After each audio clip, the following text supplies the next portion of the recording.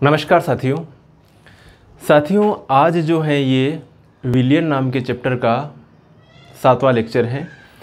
इससे पहले हमने 6 लेक्चर पढ़ लिए हैं। बहुत सारे क्वेश्चन अपने क्लियर हो चुके हैं। राउल्ट का नियम, बर्कले, हार्टले, क्वथनांक में यूनियन, हिमांक में ओनम, ये सारी चीज़ें हमने डिस्कस कर ली। आज डिस्कस करेंगे अपन राउल्ट के नियम से धनात्मक विचलन और ऋणात्मक विचलन के बारे में डिस्कस करेंगे और डिस्कस करेंगे आइडियल सॉल्यूशन किसे कहते हैं और नॉन आइडियल सॉल्यूशन, कहने का मतलब आदर्श विलयन और अनादर्श विलयन क्या होता है, इसके बारे में डिस्कस करते हैं। तो शुरुआत करते हैं साथियों। क्वेश्चन आपका पहला नोट से भी बनता जाएगा साथ के साथ में और समझते भी जाइएगा। बहुत मस्त तरीके से आपको सारी चीज़ें बताई जाएगी। तो बात करें आदर्श विलयन किसे कहते हैं। आदर्श विलयन, आइडियल सॉल्यूशन, डेफिनेशन आपको अभी याद करवा देंगे क्या होता है आदर्श विलयन। तो राउल्ट का नियम अपनों ने पढ़ लिया। राउल्ट का नियम तणु विलयनों के लिए लागू होता है। बहुत कम विलयन जो होते हैं वो आदर्श विलयन की तरह व्यवहार करते हैं। अधिकतर जो विलयन होते हैं वो अनादर्श विलयन ही होते हैं। जैसे मैं कहूँ कि जो श्री राम जी जो थे एक आदर्श चरित्र थे, तो बहुत सारे जो उस कैरेक्टर को फॉलो करते हैं वो आदर्श है। उस कैरेक्टर को जैसे फॉलो नहीं किया वो क्या हो गए, अनादर्श हो गए, तो नॉन आइडियल हो गए। तो आदर्श विलयन एक रेखा बना दी कि ये कंडीशन फॉलो होगी तब वो आइडियल है और ये कंडीशन फॉलो नहीं होगी तो वो नॉन आइडियल है, मतलब अनादर्श है।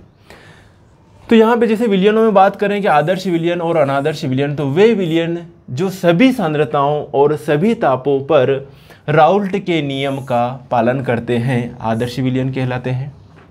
वे विलयन जो सभी सांद्रताओं और सभी तापों पर राउल्ट के नियम का पालन करते हैं उन्हें आदर्श विलयन कहते हैं। डेफिनेशन याद, जब किसी विलेय को किसी विलायक में किसी भी अनुपात में मिलाने पर न तो आयतन में परिवर्तन होता है न एंथैल्पी में परिवर्तन हो, मतलब आयतन और एंथैल्पी में परिवर्तन शून्य रहता है, तब प्राप्त हुए विलयन को आदर्श विलयन कहते हैं। तब प्राप्त हुए विलयन को क्या कहते हैं, आदर्श विलयन कहते हैं। मेरी बात आपको समझ में आ रही होगी धीरे धीरे। ओके, थोड़ा सा लाइट का रिफ्लेक्शन आ रहा था। तो जब किसी विलेय को किसी विलायक में किसी भी अनुपात में मिलाने पर न तो आयतन में परिवर्तन हो रहा और न ही एंथैल्पी में परिवर्तन, दोनों में क्या है, परिवर्तन क्या है, शून्य। मतलब आपका जो आयतन परिवर्तन है वो भी शून्य होगा और एंथैल्पी परिवर्तन है वो भी शून्य है। तो क्या कहेंगे हम उसे बेटा, उसे कहेंगे हम आदर्श विलयन। उसे हम कहेंगे आदर्श विलयन, आइडियल सॉल्यूशन। क्लियर है। अब आपका आयतन में परिवर्तन नॉट ज़ीरो, शून्य नहीं है, एंथैल्पी में परिवर्तन शून्य नहीं है, तो वो विलयन क्या हो गया, अनादर्श विलयन हो गया। मतलब जो शून्य से, आप शून्य से अगर चलेंगे, एक तो नेगेटिव की तरफ चलते हैं और एक पॉजिटिव, एक तो नेगेटिव और एक पॉजिटिव, ऐसे ही शून्य से कैसे चल रहे हैं, एक तो पॉजिटिव की तरफ जा रहे हैं अपन और किधर जा रहे हैं, नेगेटिव की तरफ जा रहे हैं। शून्य से कम वैल्यू मतलब नेगेटिव, शून्य से ज़्यादा वैल्यू मतलब पॉजिटिव। आयतन शून्य से ज़्यादा है, ज़्यादा परिवर्तन हो रहा है आयतन में, उसको पॉजिटिव, और कम हो रहा उसको क्या कहेंगे अपन, नेगेटिव। ये बात आपको समझ में आएगी। तो जो अनादर्श विलयन है, अनादर्श विलयन वो क्या है, अनादर्श विलयन जो होते हैं शून्य से कम या ज़्यादा हो सकते हैं, शून्य से कम या ज़्यादा। आदर्श विलयन के लिए बात करी अपनों ने। चलिए आदर्श विलयन की एक बार और डेफिनेशन रिवाइज करते हैं, याद करवाएंगे आपको अभी के अभी। वे विलयन जो सभी सांद्रताओं और सभी तापों पर राउल्ट के नियम का पालन करते हैं उन्हें आदर्श विलयन कहते हैं। जब किसी विलेय को किसी विलायक में किसी भी अनुपात में मिलाने पर आयतन परिवर्तन तथा एंथैल्पी परिवर्तन शून्य रहता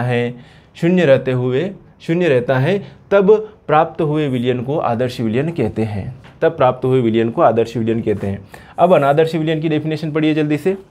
अनादर्श विलयन क्या होता है, अनादर्श विलयन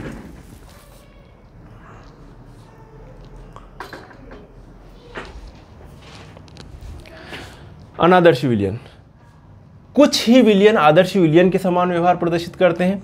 अधिकांश विलयनों का व्यवहार आदर्श व्यवहार से भिन्न होता है। अधिकांश विलयनों का व्यवहार कैसा होता है, अभी जैसे मैंने बताया था कि अधिकांश विलयन कैसे होते हैं, अनादर्श होते हैं। मतलब अनादर्श विलयन के लिए delta B mixing not zero और delta H mixing not zero. अब delta V mixing not zero ये है आदर्श विलयन के लिए बात करी अपनों ने, आदर्श विलयन।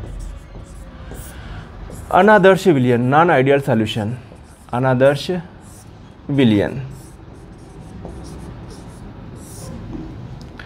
अब delta V mixing not zero तो क्या हो सकता है, या तो फिर पॉजिटिव हो सकता है या फिर नेगेटिव, ये भी पॉजिटिव हो सकता है या फिर क्या हो सकता है negative, positive negative, positive negative. तो जो नॉन आइडियल सॉल्यूशन है, नॉन आइडियल सॉल्यूशन के अंतर्गत ही अपन पढ़ेंगे कि धनात्मक विचलन प्रदर्शित करने वाले विलयन और ऋणात्मक विचलन प्रदर्शित करने वाले विलयन।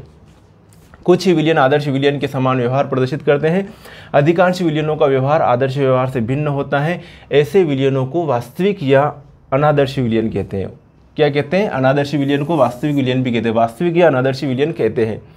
वे विलयन जो राउल्ट के नियम का पालन नहीं करते हैं, क्या बोला, वे विलयन जो राउल्ट के नियम का पालन नहीं करते हैं। मेरी बात समझना,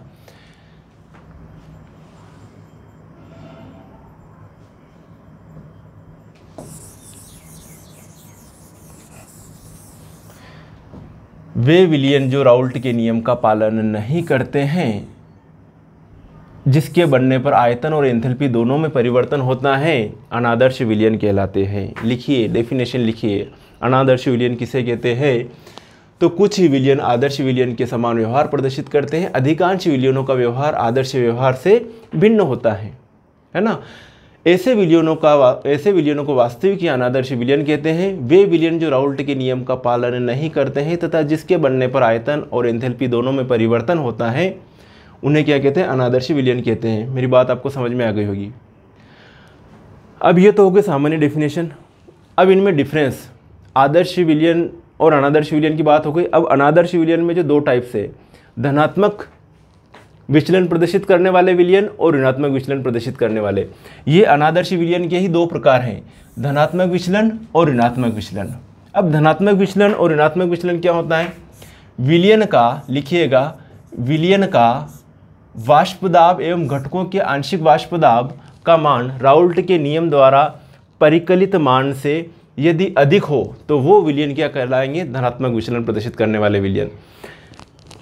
ऋणात्मक विचलन, विलयन का वाष्प दाब, जो विलयन है, विलयन का वाष्प दाब एवं घटकों के वाष्प दाब का मान राउल्ट के नियम से परिकलित मानों से यदि कम है तो वो विलयन क्या कहलाएंगे, ऋणात्मक विचलन प्रदर्शित करने वाले विलयन कहलाएंगे। और ये दोनों किसके अंतर्गत आ रहे हैं, अनादर्श विलयन के अंतर्गत आ रहे हैं। मेरी बात को समझना, अभी तो ये डिफरेंस बता रहा हूँ, फिर इसका पूरा अलग अलग धनात्मक विचलन और ऋणात्मक विचलन को समझाएंगे विद एग्जाम्पल।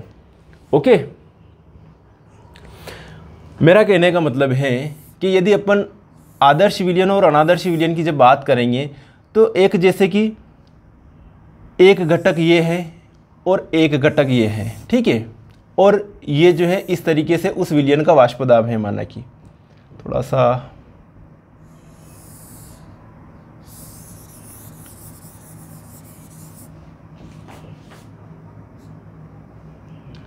देखिएगा,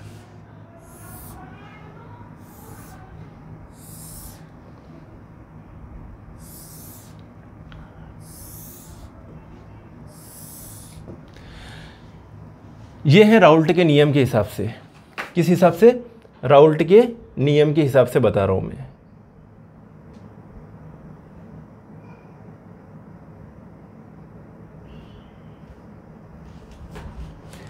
ये ग्राफ प्लॉट कर रहे हैं वेपर प्रेशर,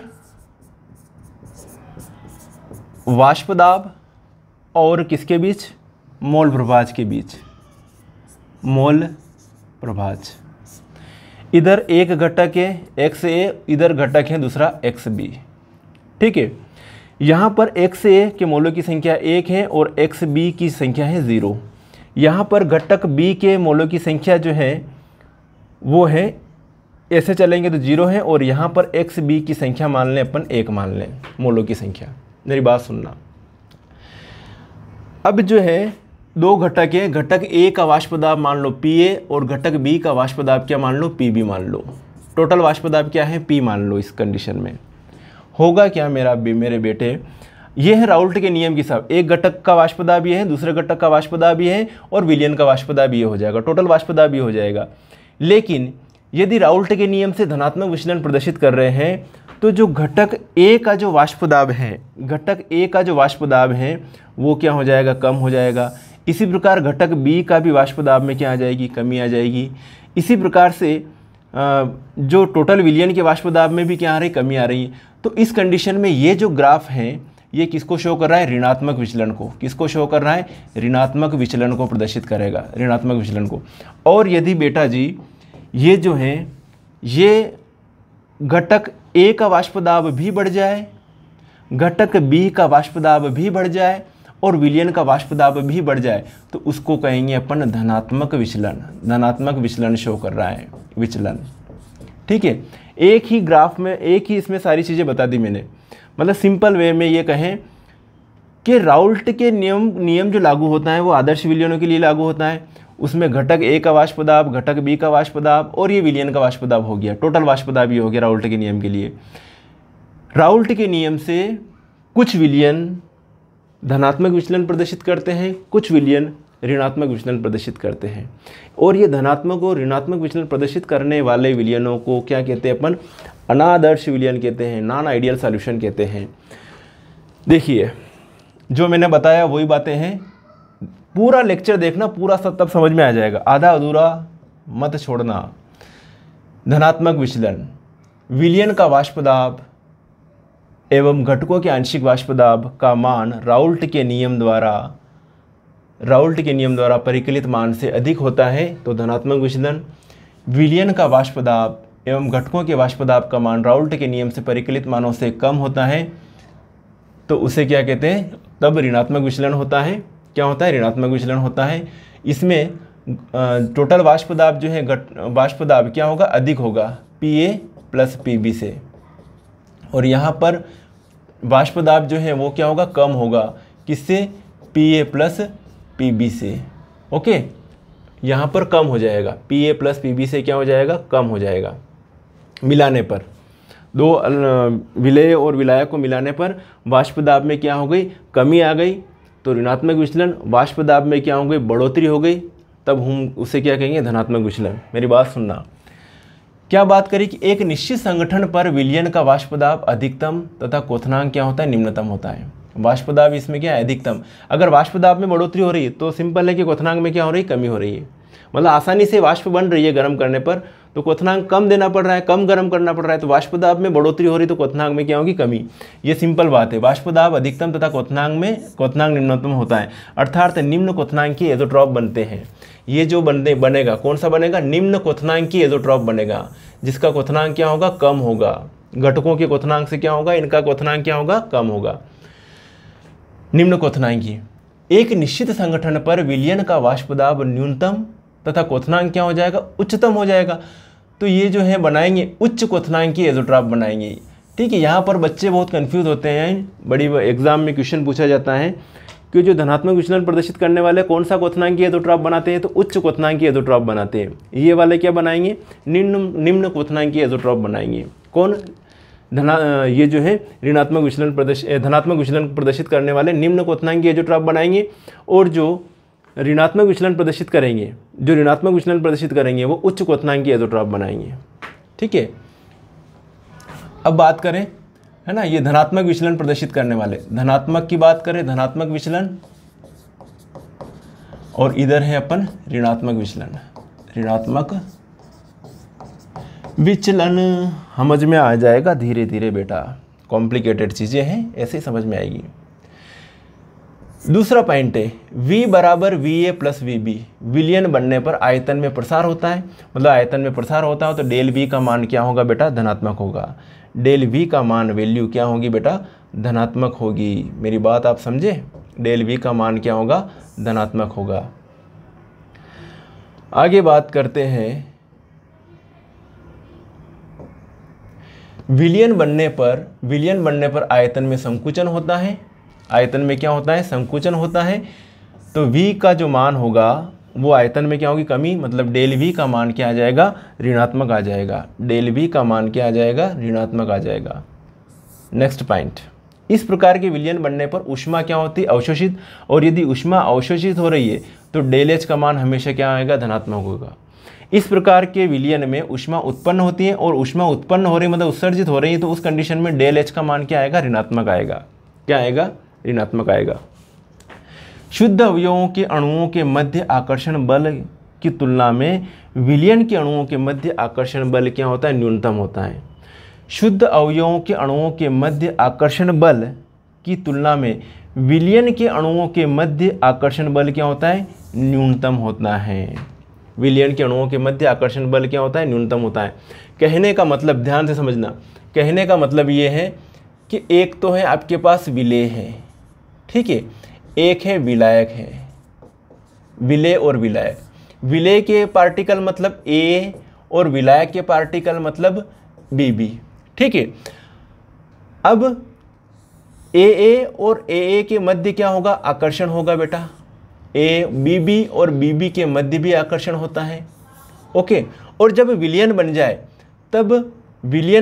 तब ए और बी के मध्य आकर्षण होता है। ए और बी जो है ये ए और बी के मध्य आकर्षण, ए और बी के मध्य आकर्षण, मतलब विलेय के अणुओं के बीच में आकर्षण, विलायक के बीच में आकर्षण और विलायक के अणुओं के बीच में अट्रैक्शन, ठीक है। विलेय और विलायक के बीच में अट्रैक्शन, विलेय और विलायक के बीच में अट्रैक्शन भी होता है, विलेय विलायक के बीच में अट्रैक्शन। तो क्या कहा कि शुद्ध अवयवों के अणुओं के मध्य आकर्षण बल की तुलना में विलयन के अणुओं के मध्य आकर्षण बल क्या होता है? न्यूनतम होता है। मतलब ए बी के अणुओं के बीच में क्या होगा? आकर्षण क्या होगा? कम होगा। ए बी के अणुओं के बीच में आकर्षण क्या होगा? कम होगा। इनके बीच में आकर्षण अधिक होगा और इनके बीच में ए के बीच में और बीबी के बीच में आकर्षण अधिक होगा। तो मॉलिक्यूल क्या होगा? दूर दूर रहेंगे और मॉलिक्यूल दूर दूर रहेंगे तो वाष्प दाब क्या होगा? अधिक होगा, आसानी से वाष्पित होंगे, आयतन भी बढ़ेगा, मतलब ये पास नहीं आएंगे, कंजस्टेड नहीं होंगे। यही बात कि शुद्ध अवयवों के अणुओं के मध्य आकर्षण, शुद्ध अवयव मतलब विलेय विलायक अलग अलग अवयव, शुद्ध अवयवों के अणुओं के मध्य आकर्षण बल की तुलना में विलयन के अणुओं के मध्य आकर्षण बल क्या होता है? न्यूनतम होता है। इसमें क्या है? शुद्ध अवयवों के अणुओं के मध्य आकर्षण बल की तुलना में विलयन के अणुओं के मध्य आकर्षण बल क्या होता है? अधिक होता है। मतलब ये वाला आकर्षण बल जो होगा ना, विलेय और विलायक के बीच में आकर्षण अधिक होगा। इसमें क्या होगा? विलेय और विलायक के बीच में आकर्षण अधिक है ना, विलेय विलयन के बीच में आकर्षण कम है। और यहाँ पर क्या होगा? यहाँ पर विलेय और विलयन के बीच में आकर्षण ज़्यादा है, मतलब विलयन के अणुओं के मध्य आकर्षण ज़्यादा है। तो उस कंडीशन में कौन सा होगा? ऋणात्मक विचलन होगा। क्वथनांक क्या हो जाएगा? उस कंडीशन में क्वथनांक बढ़ाना पड़ेगा, वाष्प दाब में क्या आ जाएगी? कमी आ जाएगी। बहुत कॉम्प्लिकेटेड टॉपिक है बेटा, बहुत सोच के समझ के पढ़ना इसको, ठीक है। एग्जाम्पल इसका एथिल एल्कोहल है, H2O का मिश्रण किस टाइप का विचलन प्रदर्शित करेगा? धनात्मक विचलन प्रदर्शित करने वाले विलयन का एग्जाम्पल है। क्लोरोफॉर्म और एसीटोन किसका? ऋणात्मक विचलन प्रदर्शित करने वाले विलयन का एग्जाम्पल हो जाएगा। अब मेरी बात सुनना, अब हम पढ़ने वाले हैं धनात्मक विचलन और ऋणात्मक विचलन की थ्योरी, है ना। क्या पढ़ने वाले? इसकी थ्योरी पढ़ने वाले हैं। और थ्योरी बेटा ध्यान से पढ़ना, मज़ेदार तरीके से अभी समझ में आएगी, ठीक है। जो मैंने चीज़ बताई थी वही बात है इसमें। यहाँ पर जो है वही ग्राफ प्लाट करेंगे अपन। किसके बीच ग्राफ प्लाट कर रहे हैं अपन? ध्यान से देखना, ये ग्राफ प्लाट कर रहे हैं मोल प्रभाज और वेपर प्रेशर, वाष्प दाब के बीच में ग्राफ प्लाट कर रहे हैं, ठीक है। यदि मैं कहूं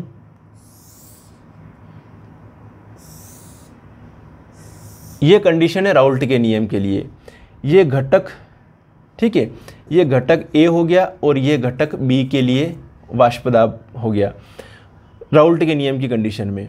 ये घटक ए का मोल प्रभाज है और ये घटक बी का मोल प्रभाज है। घटक ए का मोल प्रभाज इस कंडीशन में जो है 1 है और इस कंडीशन में क्या हो गया? 0 हो जाएगा। ऐसे चलेंगे तो घटक ए का जो घटक ए का जो मोल प्रभाज है वो 0 हो जाएगा और घटक बी का जो मोल प्रभाज, यहाँ पर घटक बी का मोल प्रभाज क्या माने अपन? ए माने।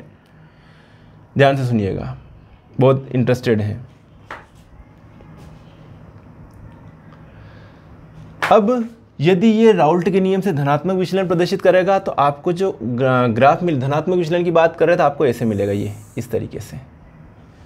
घटक ए का वाष्प दाब भी बढ़ गया, घटक बी का वाष्प दाब भी बढ़ गया और टोटल वाष्प दाब भी बढ़ गया। अब पढ़ते हैं इसको थ्योरी को। जब अनादर्श विलयन के प्रत्येक घटक की वाष्प दाब राउल्ट के नियम द्वारा परिकलित वाष्प दाब से क्या है अधिक प्राप्त होती हैं। जब अनादर्श विलयन के प्रत्येक घटक की वाष्प दाब राउल्ट के नियम द्वारा परिकलित वाष्प दाब से क्या मिल रही है, अपने को अधिक मिल रही है, अधिक प्राप्त होती है, तो आदर्श व्यवहार से इस प्रकार के विचलन को धनात्मक विचलन कहते हैं। क्या कहते हैं? धनात्मक विचलन कहते हैं। इस प्रकार विलयन के प्रत्येक घटक कौन सा? घटक ए और घटक बी, प्रत्येक घटक ए व बी का वाष्प दाब राउल्ट के नियम के आधार पर अपेक्षित वाष्प दाब से क्या मिलेगा? आपको अधिक मिलेगा। एक बात ध्यान रखना, अगर आप धनात्मक विचलन याद करते हो तो सिर्फ लैंग्वेज चेंज करना, ऋणात्मक विचलन अपने आप याद हो जाएगा, कुछ भी नहीं, बस वर्ड चेंज करने और कुछ नहीं।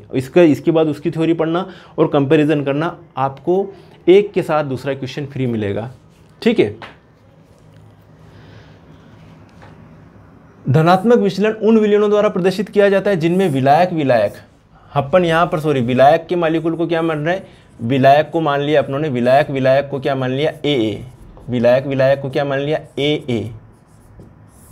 ठीक है। और विलेय को क्या माना अपनों ने? विलेय को क्या माना अपनों ने? बी। विलेय को माना अपनों ने बी, विलायक को माना अपनों ने ए। तो यहाँ पर जो मैंने अभी जस्ट समझाया था कि ए और ए मतलब विलायक के अणुओं के बीच में क्या होगा? अट्रैक्शन ज़्यादा होगा, और विलेय के अणुओं के बीच में भी अट्रैक्शन का ज़्यादा होगा। विलेय के अणुओं के बीच में अट्रैक्शन क्या होगा? कम होगा। ये वाला अट्रैक्शन क्या होगा? कम होगा। और ये वाला, मेरी बात सुनना, ये वाला अट्रैक्शन क्या होगा? ज़्यादा होगा। विलायक वाला, विलेय वाला और विलायक वाला ये क्या होगा? ज़्यादा होगा। और विलेय अट्रैक्शन, विलायक अट्रैक्शन क्या होगा? कम होगा। मतलब विलयन के अणुओं के बीच में क्या होगा? अट्रैक्शन। मतलब विलायक और विलेय मिलकर क्या बनाता है? विलयन। वही बात लिखी हुई है। धनात्मक विचलन उन विलयनों द्वारा प्रदर्शित किया जाता है जिनमें विलायक मतलब ए और विलेय मतलब बी अन्योन्य क्रियाएं आकर्षण विलायक विलेय मतलब ये विलायक विलेय अन्योन्य क्रिया या आकर्षण से प्रबल होता है। मतलब विलेय और विलायक के बीच में क्या है? आकर्षण क्या है? ज़्यादा है। विलायक और विलेय के बीच में क्या है? अट्रैक्शन ज़्यादा है, ज़्यादा जगह गिरेंगे, आयतन में भी प्रसार होगा, सारी चीज़ें लागू होगी। मेरी बात समझना। आकर्षण से प्रबल होता है क्योंकि विलयन में अणुओं के मध्य अन्योन्य क्रिया या आकर्षण कम हो जाने के कारण उनके द्रव के पृष्ठ से हट जाने की प्रवृत्ति क्या हो जाती है? बढ़ जाती है, तथा इससे अनेक इनके आंशिक वाष्प दाब के मान में भी क्या हो जाती है? वृद्धि हो जाती है। ऐसे विलयनों का कुल वाष्प दाब राउल्ट के नियम द्वारा अपेक्षित वाष्प दाब से क्या होता है? अधिक होता है। ये बात हो गई। और ये जो मैंने आपको जो ग्राफ प्लॉट किया था वही है। ऐसे द्रव मिश्रण जिनकी कुल वाष्प दाब वक्र उच्चतम होती हैं अनेक है, जैसे 20 डिग्री सेल्सियस पर एथिल अल्कोहल और जल धनात्मक विचलन का एग्जाम्पल हो जाएगा। 35.17 डिग्री सेल्सियस पर एसीटोन और कार्बन डाइसल्फाइड, वो भी इसका एग्जाम्पल हो जाएगा। यहाँ पर देखिए जो मैंने बताया वही है। ये जो डैश लगा रखे ना, ये राउल्ट के नियम के लिए है ना, कि राउल्ट के नियम के हिसाब से ये होना चाहिए वाष्प दाब और इनके बीच में मोल प्रभाज के बीच में जो खींच रखा है ये।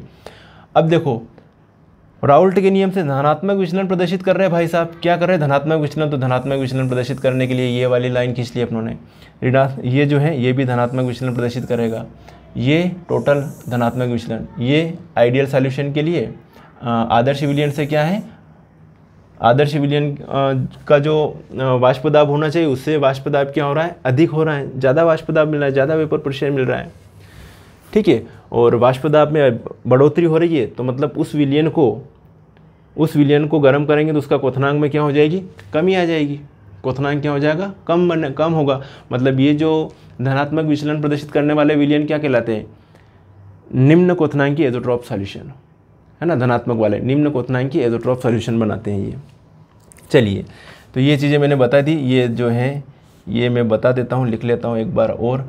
ये है XA मतलब घटक ए का मोल प्रभाज, घटक बी का मोल प्रभाज इस कंडीशन में क्या है? यहाँ पर 0 है।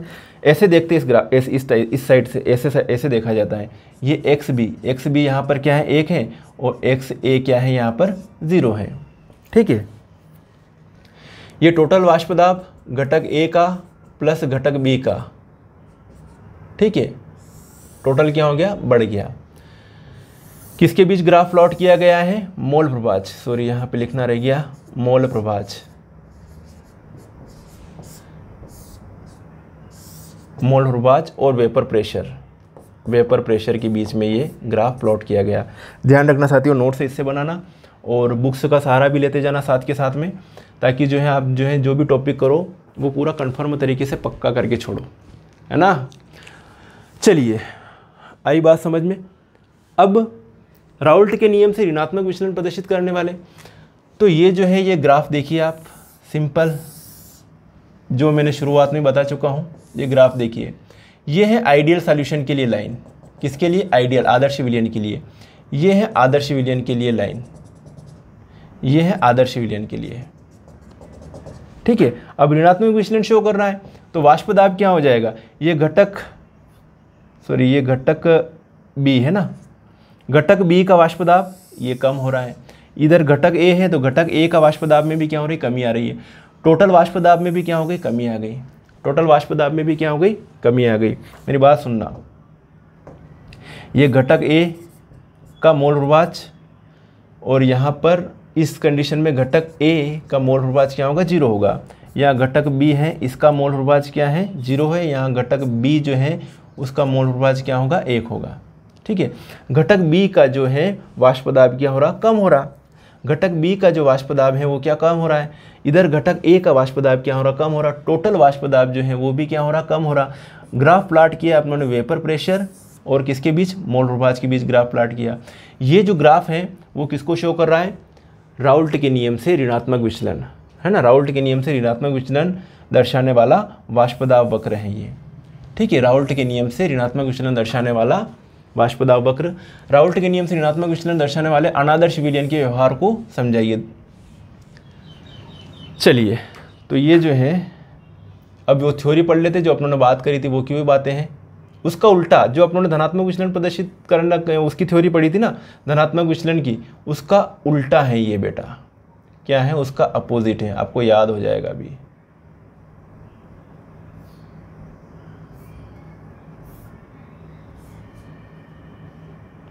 नीचे आ जाए बेटा थोड़ा सा, चलिए थोड़ा दिखने लायक बना लेते इसको, आपको अच्छा दिखे, क्वालिटी बढ़ा दीजिएगा बेटा मोबाइल में, वैसे आपका ही राज चल रहा। चलिए देखते हैं, जब अनादर्श विलयन के प्रत्येक घटक का वाष्प दाब, अनादर्श विलयन के प्रत्येक घटक मान लो अपन, एक घटक ए है, घटक ए को क्या बोला अपनों ने, विलायक, घटक बी को क्या बोल रहे अपन, विलेय। जब अपन धनात्मक विचलन की बात कर रहे थे तो वहां पर ए और बी के बीच आकर्षण ज़्यादा था, ए और बी के बीच में क्या होता, आकर्षण ज़्यादा था, और ए बी के बीच में आकर्षण कम था, इसके कारण धनात्मक विचलन प्रदर्शित कर रहे थे। इसका अपोजिट ऋणात्मक विचलन में हो जाएगा कि ए और बी, मतलब विलायक और विलेय के बीच में तो आकर्षण क्या हो जाएगा, कम हो जाएगा, आकर्षण कम हो जाएगा, और विलायक के बीच में आकर्षण क्या हो जाएगा, अधिक हो जाएगा, आकर्षण क्या हो जाएगा, अधिक हो जाएगा। मतलब विलयन में अणुओं के मध्य क्या हो जाएगा, आकर्षण क्या हो जाएगा, अधिक हो जाएगा। तब कौन सा विचलन शो होगा, ऋणात्मक विचलन प्रदर्शित करेंगे। देखिए बेटा, जब आदर्श विलयन के प्रत्येक घटक के वाष्प दाब वक्र राउल्ट के नियम द्वारा परिकलित वाष्प दाब वक्र से कम प्राप्त होते हैं तो आदर्श व्यवहार के इस प्रकार के विचलन को ऋणात्मक विचलन कहते हैं। इस प्रकार प्रत्येक घटक ए व बी का वाष्प दाब राउल्ट के नियम के आधार पर अपेक्षित वाष्प दाब से कम होता है। क्या होगा, कम होगा, जो अपनों ने ग्राफ में अभी बात करी।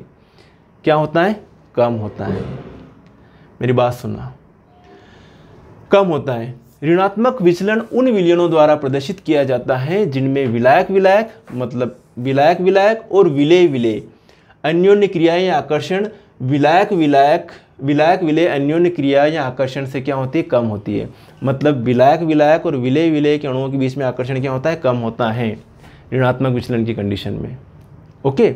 और विलेय विलायक के अणुओं के बीच में आकर्षण बढ़ जाता है, विलेय विलायक के अणुओं के बीच में आकर्षण बढ़ जाता है। मतलब AB अन्योन्य क्रिया या आकर्षण है ना, इनका आकर्षण कम हो जाएगा। ध्यान से सुनना, विलायक विलायक और विलेय विलेय अन्योन्य क्रियाएं या आकर्षण विलायक विलेय अन्योन्य क्रिया या आकर्षण से कम होती है। मतलब ये वाला जो है, ये वाला आकर्षण क्या हो जाएगा, ये आकर्षण क्या हो जाएगा, अधिक हो जाएगा। मतलब AB के अणुओं के बीच में आकर्षण क्या हो जाएगा, अधिक हो जाएगा। इनका आकर्षण क्या हो जाएगा, इससे क्या होगा, कम होगा। ये बात बताई गई है। समझ में आया? क्योंकि विलयन में अणुओं के मध्य अन्योन्य क्रिया या आकर्षण अधिक हो जाने के कारण इनकी द्रव के पृष्ठ से हट जाने की प्रवृत्ति क्या होगी, घट गई। और द्रव के पृष्ठ से हट जाने की प्रवृत्ति बेटा घट गई तो क्या होगा, वाष्प दाब में क्या होगी, कमी आएगी। और वाष्प दाब में कमी आएगी तो अब उस विलयन को क्या करना, अपने को बॉयल करना, तो क्वथनांक क्या होना, करना पड़ेगा, बढ़ाना पड़ेगा। तो ऐसी कंडीशन में जो ऋणात्मक विचलन प्रदर्शित करने वाले विलयन है उनको कहते हैं उच्च क्वथनांक एजोट्रॉपिक सॉल्यूशन, उच्च क्वथनांकी एजोट्रॉपिक विलयन।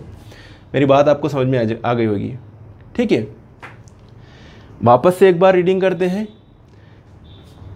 ऋणात्मक विचलन जिनमें विलायक विलायक और विलेय विलेय अन्योन्य क्रियाएं या आकर्षण विलायक विलेय अन्योन्य क्रियाएं या आकर्षण से कम होती हैं, क्योंकि विलयन में अणुओं के मध्य अन्योन्य क्रियाएं या आकर्षण अधिक हो जाने के कारण उनकी द्रव के पृष्ठ से हट जाने की प्रवृत्ति घट जाती है तथा उनके आंशिक वाष्प दाब के मान में कमी हो जाती है, उनके आंशिक वाष्प दाब के मान में कमी हो जाती है।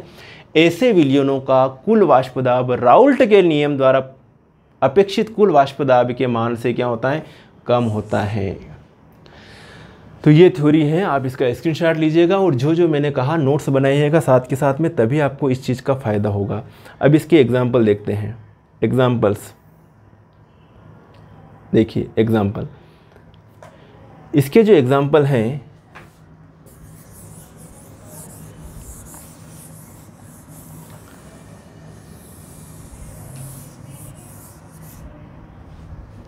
Acetone plus CO2, acetone plus benzene, ethyl alcohol plus H2O, ये CCl4 प्लस CH3।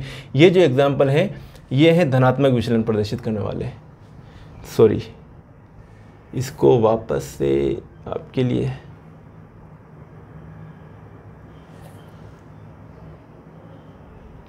कुछ एग्जाम्पल दे रखे आपके सामने।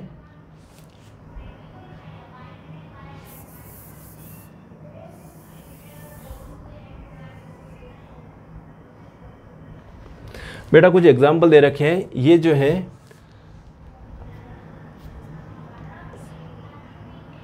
धनात्मक विचलन प्रदर्शित करने वाले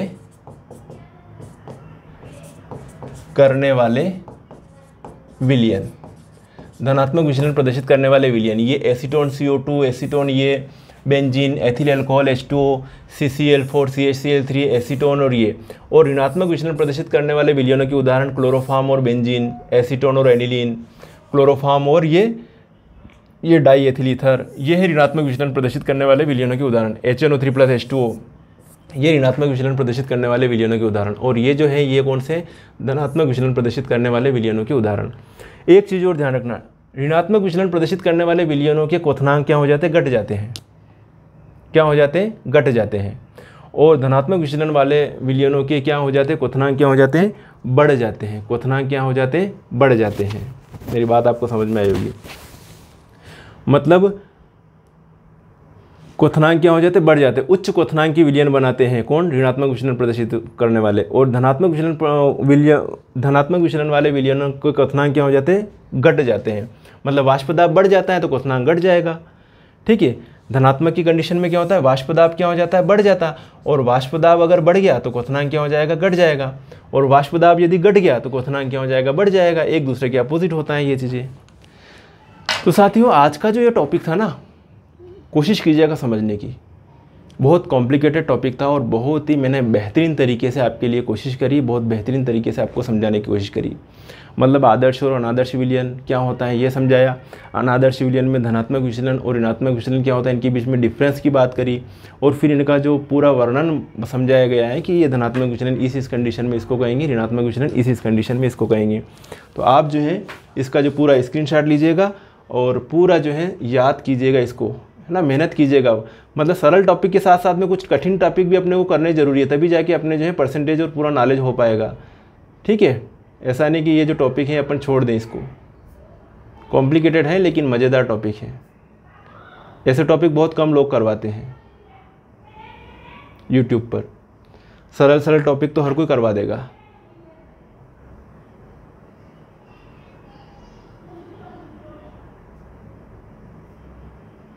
चलिए ओके,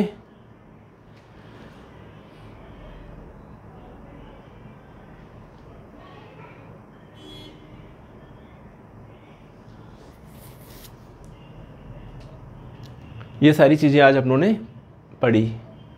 शुरुआत करी थी अपनों ने यहाँ से,